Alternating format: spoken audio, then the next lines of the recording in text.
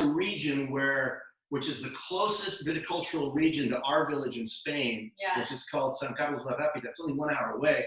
The Terra Alta is very dear to our hearts because it is our local backyard. It's of winery region. It is, and they have a lot of Garnacha Tinta, they have a lot of Garnacha Blanca, they have another Garnacha called Hairy Grenache, called Garnacha Peluda, that is often used. So it's a really, it's a near and dear to our heart, and the reason why we at Bokisch wanted to plant Garnacha Blanca and specifically call it by its Spanish name, not the French name, which we mostly know it by in this country, is because of how close it is to our hearts and the region that we love so much. So that's why we did it, without ever knowing that we would be winning some gold medals with it in the international Garnacha competition. No. Marcus, Patty wants to know if we can plant some saffron as a cover crop for everybody that's on this Zoom meeting here. Oh. That is a great, great idea, Patty. And then every club member can come over and help me pick it and go like this. Back-breaking with like tweezers, picking out every single stigma. But seriously, I've always wanted to grow the crocus flower. I think that'd be so much fun.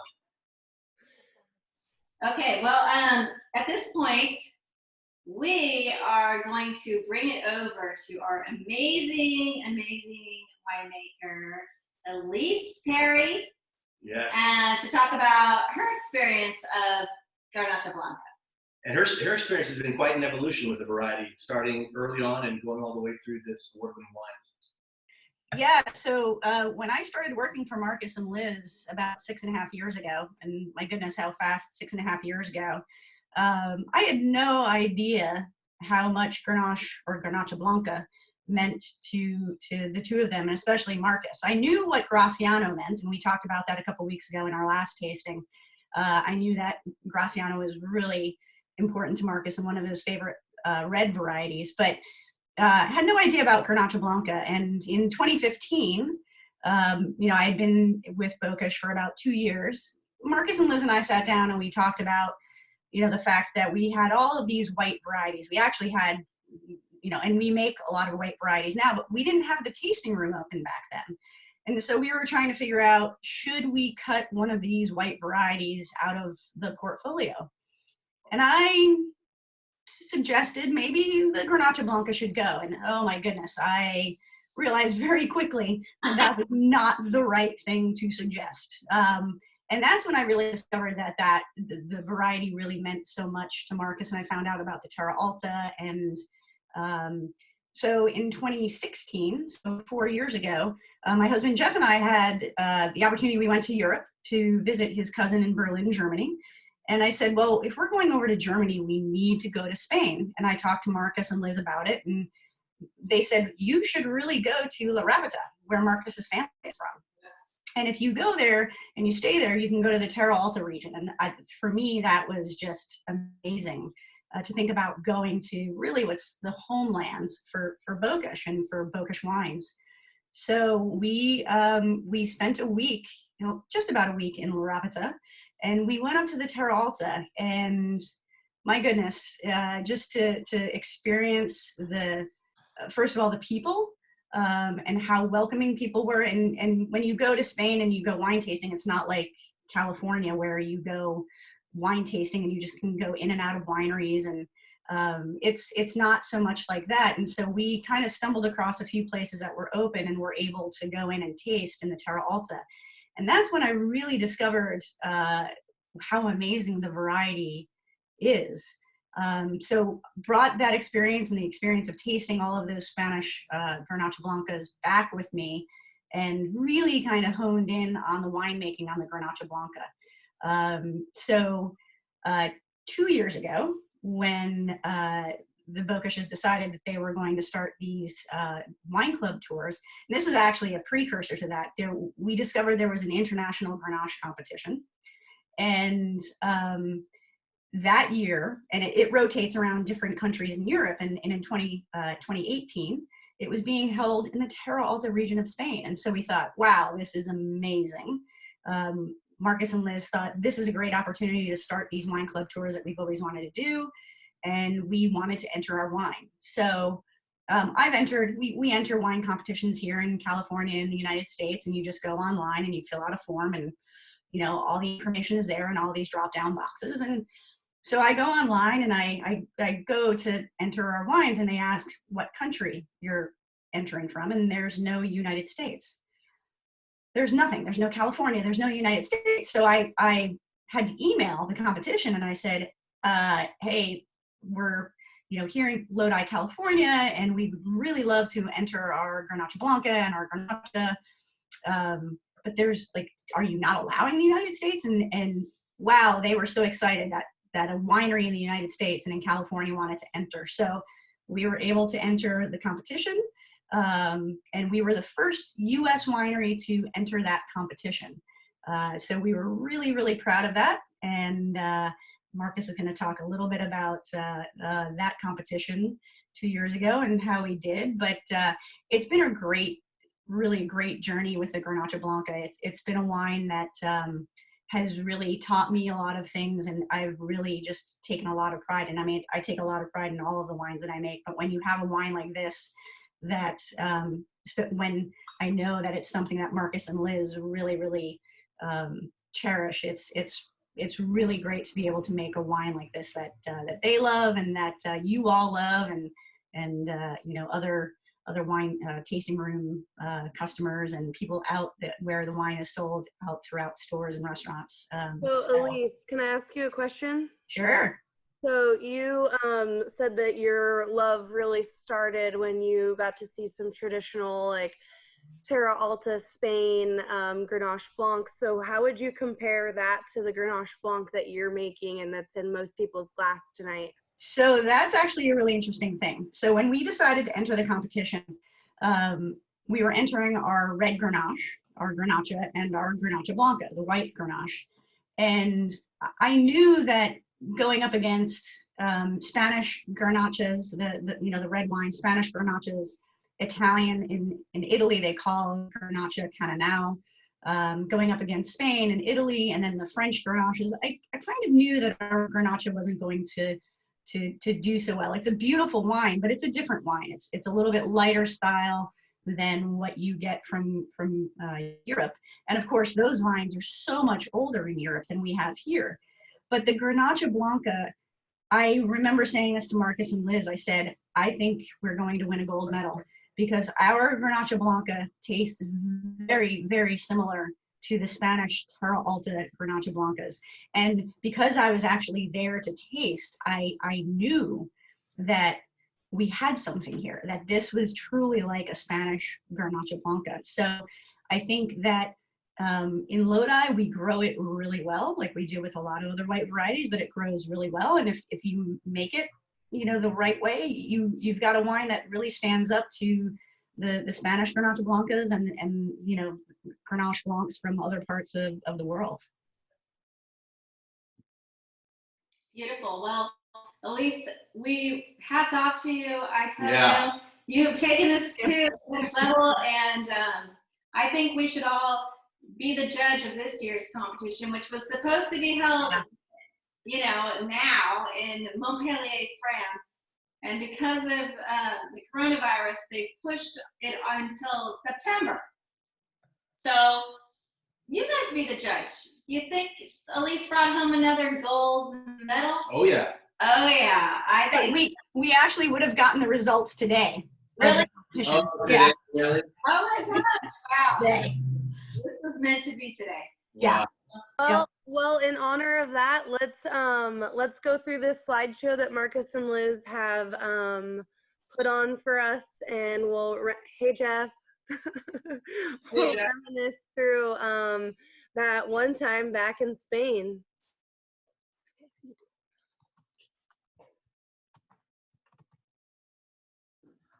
Okay, I think the screen share is coming up. So Christine, can we make it bigger? Yeah, There we go. just give us 2 seconds. Oh, great. All right. Just a few memories of So 2018. I just want to point out this picture. There's a little story in every picture, but I'll go very quickly. So this is a cooperative winery. We're doing good. You don't have to post it. Oh, this is a cooperative winery which is in the heart of the Terra Alta. And the heart of the Terra Alta is a town called Gandesa, which dates back about 1,400 years. And they've been growing grapes in the Terra Alta ever since there were people in the Terra Alta. And then what happened was phylloxera hit around 1900, and all the vines died. And there was like no grapes anymore, and they had to reinvent the industry. And so prior to phylloxera, everyone made their little wines at home in little batches, and they'd sell them out of their garages. After phylloxera, there was the huge modernist movement of Gaudí that was building beautiful buildings all over Barcelona, and it was building the Codorniu facility in the Penedès. And at the same time, there was a disciple of Gaudí. His name was Martorell, and he was the guy who designed all the beautiful cooperatives in the Terra Alta, and this is one of them. This is the cooperative in Gandesa. And if you guys can see this, it's really amazing, because this cooperative was built in the 20s, okay? And you see all the tables where the wine judges are going to be judging, and these were phenomenal judges. These were judges from all over the world. There were judges from every continent, and they were sitting there on these beautiful white linen cloth tables in and amongst 3 big wooden basket presses. If you can see those 3 big pieces of machinery right down the middle of that building. And if you look under the middle one, you'll see that it's running on tracks, like little train tracks. They all run on train tracks. So back in the 20s, they don't even do this today. Back in the 20s, in this little tiny far off region in the middle of Spain, they had built these cooperatives that were so modern that they'd bring the grapes in, they dump them into the presses in the front door of the winery, bring them to the tank, and press the juice right into the tank. So just incredible, a lot of forethought, a lot of thinking, a lot of efficiency in these brand new buildings that were on this at the same time beautifully built. So this is where all the wines are judged. Yeah, right? we got to participate, and they had a bunch of activities surrounding the whole event. So we went on tours to different wineries. We were able to go watch the judging happen, and all of that without knowing, what our results were going to be. I mean, we were just happy to be part of the competition in the Terra Alta wine region as the first United States American winery to be part of the competition. So this is all that you talk more about the cathedral, but we had our team Bokisch there, Jeff and Elise. Yes, they were with us the night of the results, and our friend Meme, who a lot of you guys know. Shout out to Meme. Go back to that other one. There we go. So we were all there, and the night of the results was held at this cathedral in the town of Corbera del Ebre. Yeah, so there's this town, this part of the Terra Alta region called Corbera del Ebre, and it used to sit on the hill. Now it sits on the side of the hill, because the hillside had been completely bombed during the Spanish Civil War, completely destroyed. And the only structure left standing, because the fascist troops wanted to save any church, was the church of the town. So the church sits on the top of the hill. But one of the pilots that was dropping bombs accidentally dropped a bomb down on the roof of the church and blew the roof off. The whole town was declared a monument to the war. And back in the 90s, they changed the name to a monument for world peace. And they rebuilt on top of the church about 10 years ago a glass roof. So you enter into this church, the walls are pockmarked with machine gun fire, and you're in this old Baroque church, and you look up and you see this glass ceiling. I mean, it's a really inspiring place, and it's a huge place. And this is the place where they had this, this is where they showed the results of all of the winners of gold, silver, bronze, etc. They had a big celebration that night. Okay, you can go to the next win, Christine. So this is a picture of another one of these beautiful, what they call cathedrals of wine, made in the modernist style in the town of Pinell de Brai.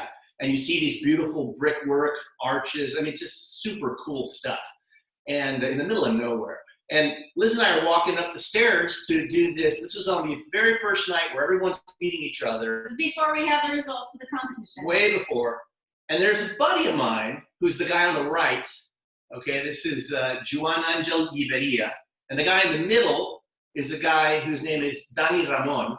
And they both, well, actually, Joan Angel owns Edetaria Winery. For those of you who went on the trip, you met Joan Angel, you know what a great guy he is. His wines rank amongst the best Grenache Blancs of the world. Yeah, he's like your brother from another mother, we call him. He is exactly, he's the Catalan, the Spanish version of Marcus. If he had a brother in Spain, there's he loves to talk about all of the history and all that stuff. We're days apart by birth, and you know, we just really enjoy each other. But the funny thing is that we had never met each other. We knew each other for 12, 13, maybe 14 years via email, via text, via phone calls. Never met each other until this night. So 2 years ago, I finally got to meet Joan Angel directly because I was walking up the steps with Liz. He was walking down the steps with Danny, and suddenly, simultaneously after we passed each other, the two of us flipped 180 degrees around, and I said, Joan Angel? And at the same time, he said, Markus? And big hugs and whatnot. And so we've now finally met each other, and we retain still a great relationship. So this was at the very beginning of this wonderful Grenache du Monde competition in Terre. This is what the tables look like in the competition. At the very end of the competition, when you're in the blown out church with the glass ceiling, gorgeous inside, 4 long tables stretched in white cloth. And on top of those tables, there's literally, you know, hundreds and hundreds of wines divided into different categories: rosés, whites, reds, and something else they call 100%, so 100% Grenache. So there's a lot of blending in Grenache. So they had red Grenache, and they had the 100% Grenache, which I thought was a really cool new category they did. And then you could go and taste, before they even released the results, any wine on any table amongst all the competitors. It was just a wonderful experience. Yeah, 800 wines you could taste that night if you could taste them all. So it was really exciting for us to see our labels amongst all of these wineries from 6 different countries, mostly Spain, of course, and France and Italy. Those were the main other countries that they had represented. But we were the only American winery there, so that was really cool. It was. So this is a picture to the right of Liz's beautiful finger. And she's pointing to the results page that got distributed around while everyone was talking. And so let me jump in there because we are all kind of hanging out and tasting, and there's music playing, and we're all just having a really nice time. And we had no idea the results were being released that night. And one of the people who works for the DO, which is essentially the Terra Alta appellation, who was spending time with us, she said, "Oh, do you guys want to see the results?" And I said, "Absolutely." And so everybody else was just kind of hanging out and having fun. And she came up to me, and so she gave me the list. And there's 800 wines. And so I'm going through the list, and I'm going through the list. And all of a sudden I come to Bokisch Garnacha Blanca, and I see gold. And I like triple take. I was like, wait. And everybody's kind of dancing, having fun. And I was like, hey, guys, we won a gold medal for our Garnacha Blanca. Like, this is amazing. And we couldn't believe it. So. Hey, you know, Liz, how does that compare? Like the amount of golds that are given out in a typical American award compared to what we saw there? So there were over 800 wines entered, and I think about 2% of the wines received a gold medal, and that was between the red Grenache and the white Grenache. So a very, very small percentage of wines received a gold medal. In American competitions, you know, if you have like the California State Fair wine competition, I think it's more like 10% receive gold medals, maybe a little bit more. So this, and keep in mind, like I've judged wine competitions here in California, and the quality of wines in this international Grenache competition, because we got to taste a lot of them that night, was unbelievable. It was beyond anything that I've ever judged before. So being up against the high quality of wines that we were up against was truly amazing. Yeah, and then here, there's a couple more pictures of basically our winning 2016 Garnacha Blanca with the backdrop of the church on the right. And then that wonderful picture of Elise and Liz and I with the Garnacha Blanca. And then with two people in the back who just so wanted to photobomb us and be part of the Bokisch team. Yeah, right. But No, it was really cool. it was really fun. So that's all of us there. You can see, of course, Elise to the left, and Mehmet to the right. Liz and I are on the bottom of the screen, and Jeff is on the very top, and above us all is that glass ceiling. And this, the final competition was, what was it called? Something like Event Under the Stars or something like that. It was very beautiful, very poetic. Jeff, you're there. What was your moment? What did you feel like in that moment, Jeff, being there with all of us? I just remember at first I wasn't really surprised because I thought, well, sure, we won a gold medal. Why not, right?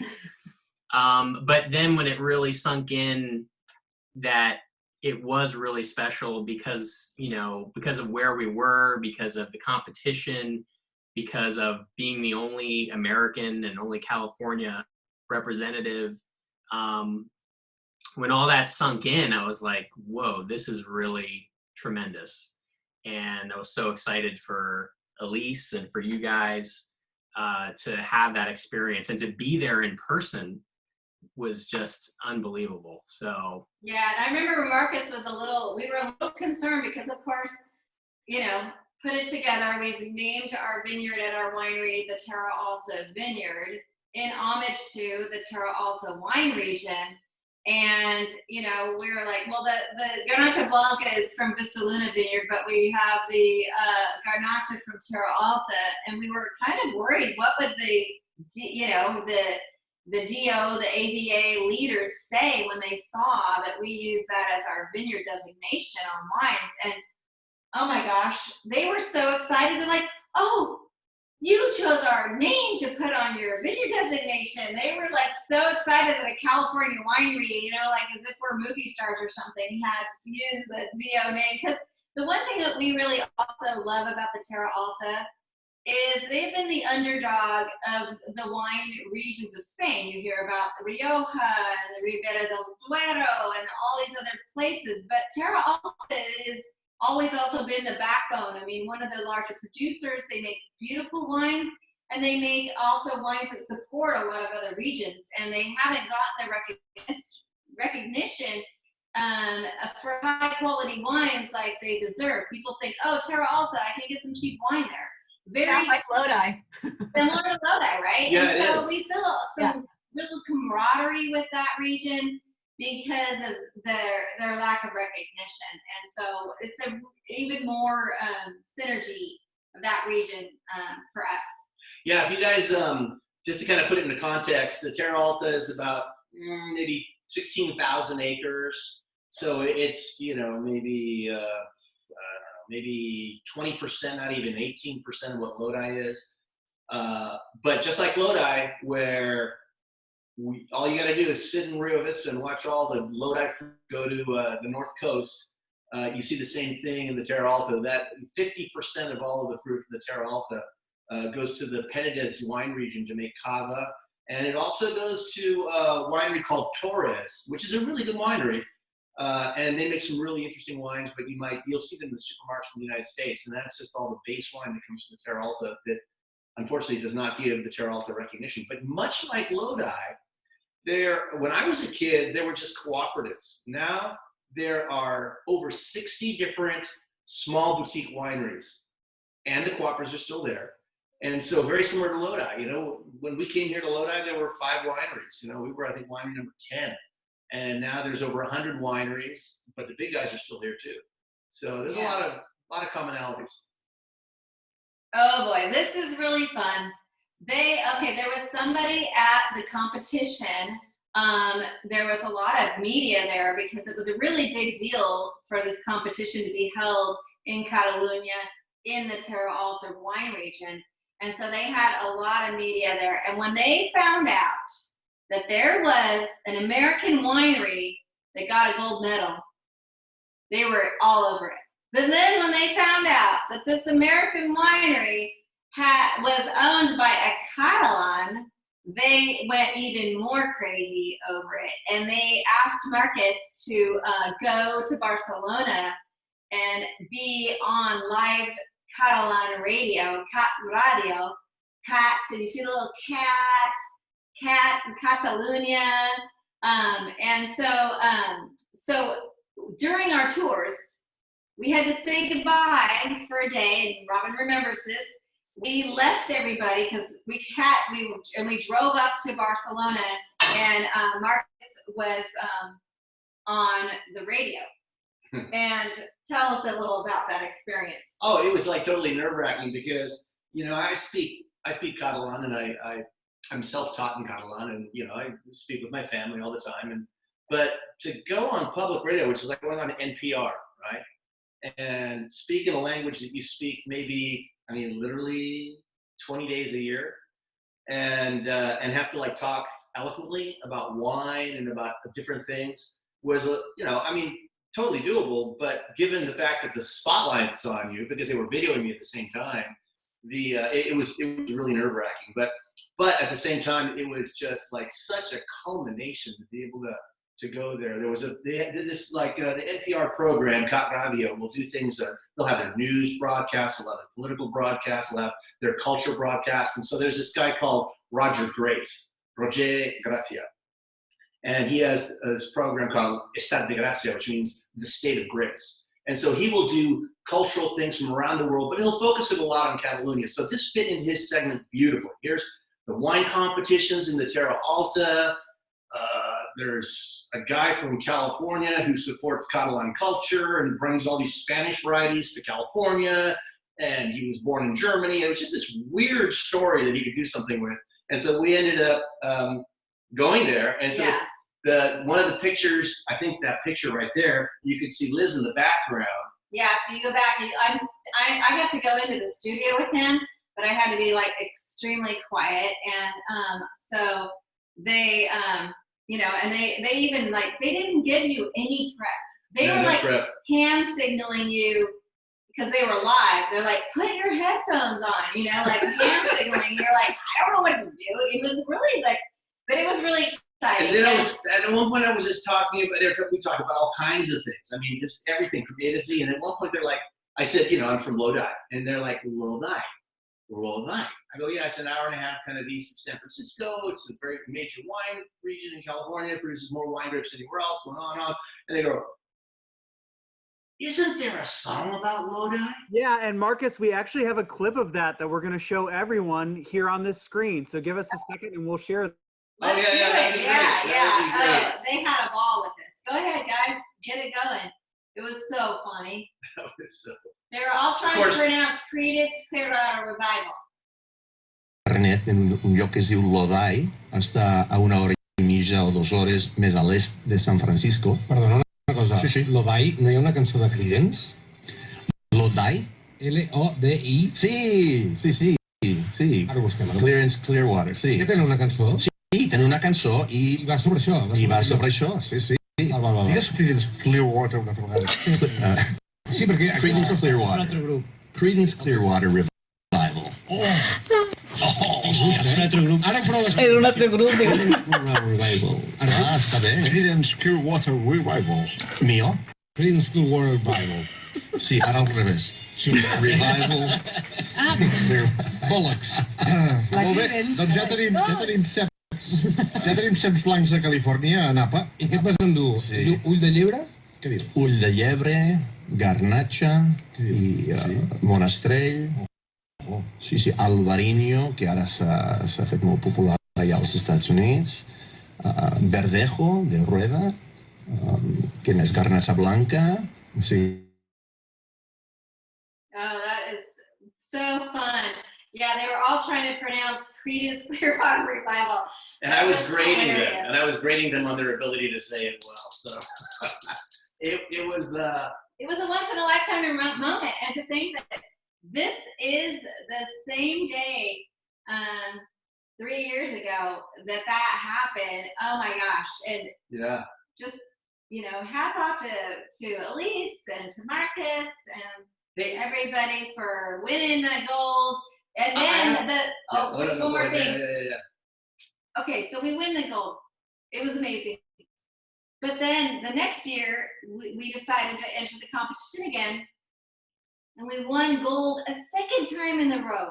And that was actually, like, it wasn't just coincidence, like, and luck. I mean, that really solidified it to us that we're on to something really golden here. So the fact that we won a gold medal 2 years in a row, yeah, it was even almost more amazing for us. So again, this year we've got to wait till September, but I think we got gold in the glass right now. And hats off, Elise. Phenomenal work. Phenomenal grapes too. So we have a few things on our end over here, you guys. A lot of people are saying that they vote that this year is definitely a gold medal, and we're all stuck in Lodi right now, especially really stuck. And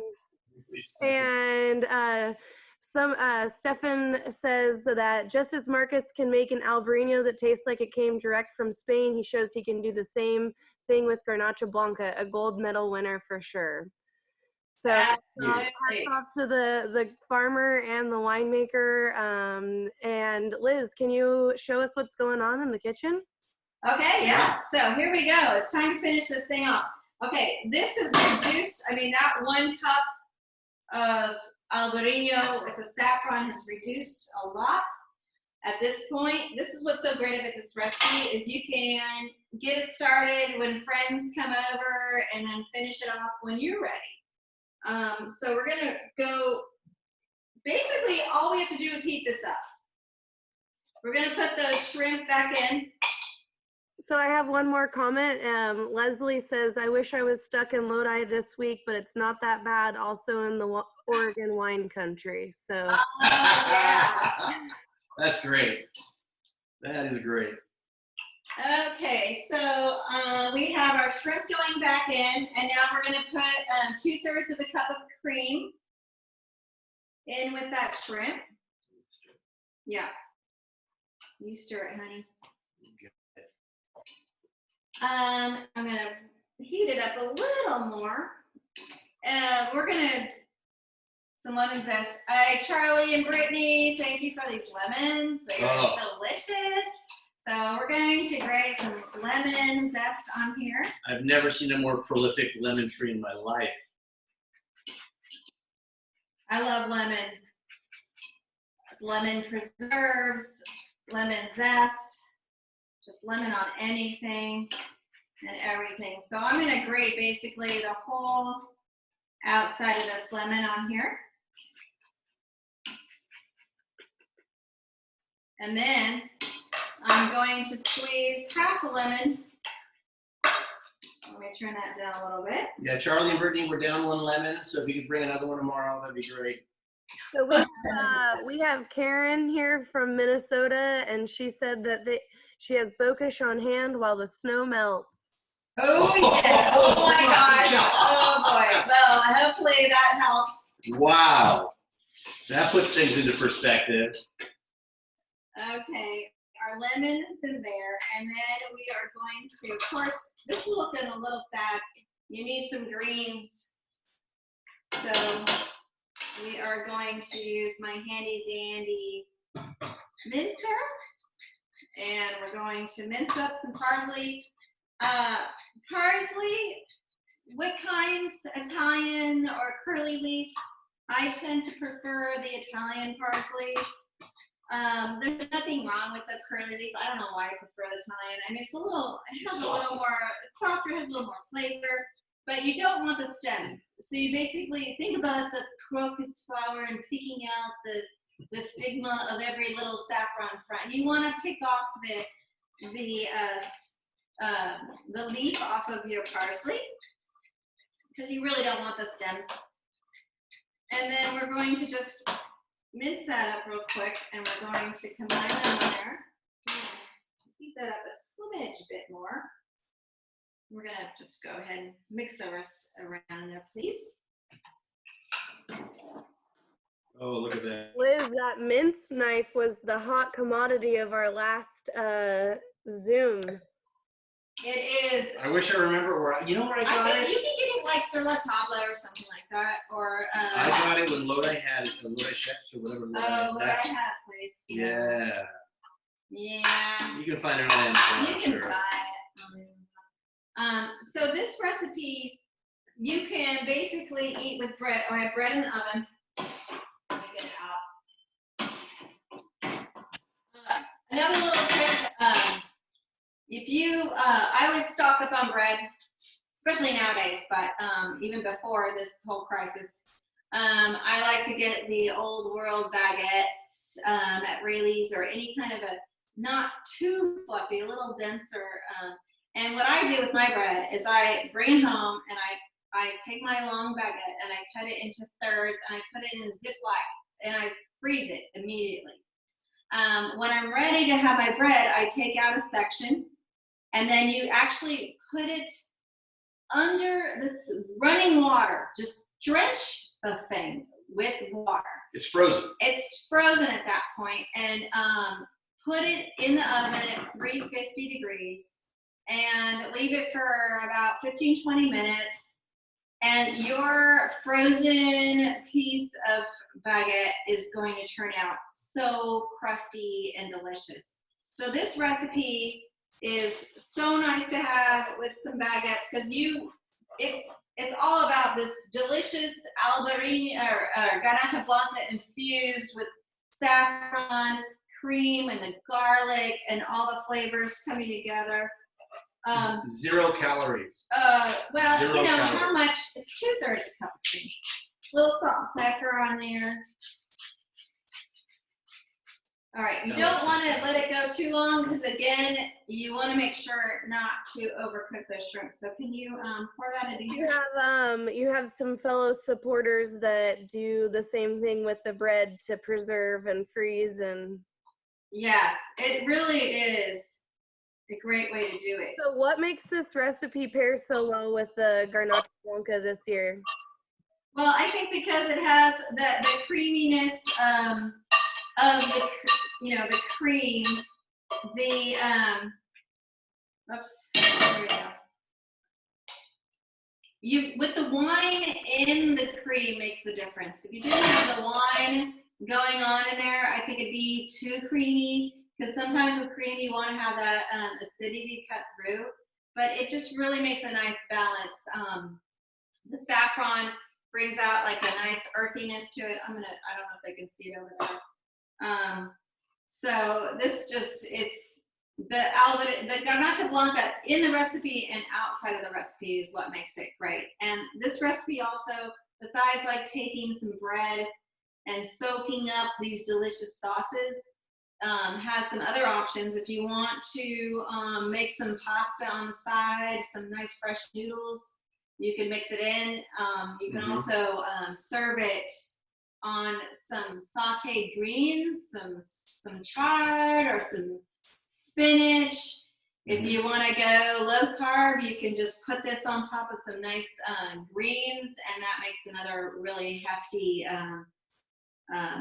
meal for the time of year. But what I like about this is, like, you can make it, and you have your shrimp in the freezer, and saffron, I forgot to tell you this. Saffron is best preserved in the freezer. I always keep my saffron in the freezer, and you can keep it like for 2 years in your freezer. It stays the freshest that way. So it's okay to invest in some saffron. You can keep it in the freezer, pull it out for those few times you're going to use it, and it's really worth it to get some good quality saffron. So Liz, Steve and Peggy Martin's sauteed spinach and arugula with their olive oil and garlic to put their own twist on it. Oh yeah, exactly. That's perfect. That's a great way to combine. So I want to just add one thing about our Garnacha Blanca. Like, not all white wines are made the same, and one of the things that we like to do is be true to the varietal, And in this particular case, being true to the varietal means that it has really good acidity. It has really good citrus notes. And so you think about Liz putting the lemon on. You think about the citrus balancing and helping cut some of that fattiness from the cream. So it just is a beautiful combination. Not all wines are equal in their ability to work with this dish. Yeah, so I think I'm gonna first of all, soak up the bread in this delicious cream sauce. Oh my God, you guys, it's so good. Just don't be shy with the garlic. Yeah. The garlic's really good. And that little bit of saffron. Time for more. And then your shrimpies, you're gonna have to peel them a little bit. Or not. Sometimes I eat the peel and I'll just crunch it up. But again, the shrimp is so much better if it has the whole peel, the whole shell, and the tail on. And some of these frozen shrimps actually are easy peel. And the shrimp skins are really, really thin. Yeah. So. Any other questions people might have? Not as of now, but Steve and Peggy wanted to let you know that they soaked up their sauce with homemade crusty bread. Oh, fantastic. Oh, now I'm jealous. So any other common substitutions that you would recommend, Liz, like while we're in this kind of weird time of going to the grocery store and getting products, or? Well, let's see.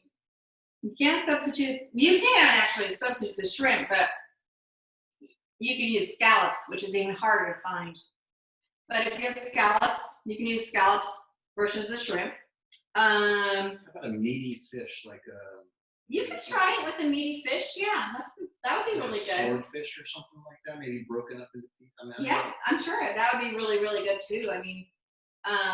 The garlic is essential. You can do this without the cream, and that would be more like the traditional garlic shrimp gambas al ajillo, which is the most popular tapa, like I was saying before. So if you don't want to if you don't have the saffron and you don't have the cream, then just do garlic shrimp and add some wine and some lemon juice, and that just. All right, you guys. I'm gonna open up the screens so we can, if I don't get to you before you get to yourselves, go ahead and unmute and share your screen if you'd like. Right now. Just talk. No, you're welcome to. We're gonna open it up, and this is our time. Hey, Christine, can you talk a little bit about what's coming up next? Yeah, so we have some other virtual experiences planned. The 15th, Elise and our tasting room manager, Rich, will be on, and they're going to be sharing a tasting through all of our member-released white wines, and Rich is going to give us a little preview on how he makes his special sangria. So that's going to be May 15th. And then starting the May 22nd, we will have our first virtual Fireside Friday with Rob Stevenson. Rich is going through unmuting you guys right now, so we're having a little battle. But so we're really excited to launch our first virtual Fireside Friday with Rob Stevenson. He's a local musician that we love and support. So we're really excited to do that, and he'll be here at the Terra Alta overlooking our vineyard. And then at the end of the month, we will be having another food demonstration with ours truly, Liz Bokisch. Yay! Yeah, guys, we miss you. No, I'm fine. There you are. We're trying to stay in touch, and this is funny. Okay. So they've unmuted people. A comment just came through of, when this all ends, I hope you continue to do stuff like this. And now that we're trained in it, we absolutely will. This is super fun. We're gonna have to implement it when we do social distance tastings at our tasting room. So you will continually see Marcus, Liz, Elise, Rich, myself, and Joy, and the rest of our room staff. We actually have one of our tasting room staff on this evening, Rebecca, wherever you are right now. Guys, And then we have, I want to see you. we have our here, our business manager Jennifer Daniels with us. So we're still, and Joel's here, our assistant winemaker. Hey, Joel. My eyes are much more slit-like than they were at the We're still beginning. keeping in touch with everybody and doing the best that we can. So we'll, yes, to the question is we'll definitely continue doing fun things like this. And hey, Liz, what was the Espanol for garlic shrimp? Yeah. Can you say the question again? Don't know if I can. The Espanol for garlic shrimp. Oh, for the Espanol for garlic shrimp is gambas al ajillo. Gambas al ajillo. Gambas. You might have to type that in your chat. This has been so fun. You guys have taken me back to 2 years ago when we were in Spain. It was so much fun. Thanks you guys for doing this. Oh, it's fun. Yeah, exactly. Hey, So we ate. We Good ate. for you. Oh, You were sitting on the slideshow. That is awesome. Hey, Anton, I want to say hi to Grandma. Can you show your screen for a minute? Come on. So Anton Bokisch is also with us this evening. So is Grandma. Oh, there's my. Oh, and Albert. Hi. Can you see us? Hey, Oh, we don't have all the pictures right now. hey, Grandma and Albert. There we go. All right. That's great. I can see you now. Cheers. Cheers to Bokisch. Thank you so much. You're not in there. Until the next Some one. people were not there. We're not there. Weird. You guys We're learning new stuff. I don't know how to work it. I know. I don't. But we're going to find out. We got another thing going on Sunday. Check your email to get more information about the next one of these and about your upcoming club shipment. If you're a club member, we love you all. And we do post these on YouTube. Give us a second. We're kind of getting used to it. So if you want to share with your family and friends of what you participated in tonight, stay tuned on our YouTube page, and we'll keep coming because we love seeing your faces and connecting with everybody. It's fun. Great job, everybody. Really good content. Thank you. I don't know how to hang up.